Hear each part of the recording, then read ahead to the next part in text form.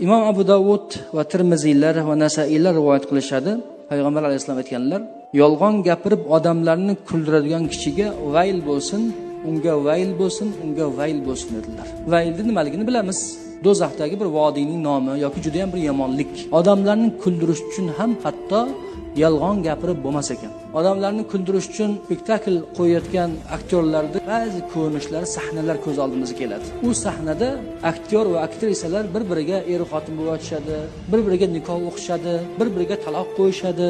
Holbuki o'sha aktrisaning ham eri bo'lishi mumkin. Aktyorning boshqa o'zining xotini bor, lekin sahnada rol o'ynayapmiz deb nikoh o'qishadi o'zlariga. Taloq qilishadi va hokazo. Nikohning ham taloqning ham hazili bo'lmaydi. Hazili ham jiddiy bo'ladi. Bu ham yolg'on. Demak, odamlarni kuldirish uchun yolg'on gapiradigan odamga payg'ambar alayhisalom 3 marta vayl bo'lsin deyaptilar. Bu hadisni o'qib, eshitib, odamlarni kuldirish uchun fahshdan foydalanayotganlarga nima bo'ladi?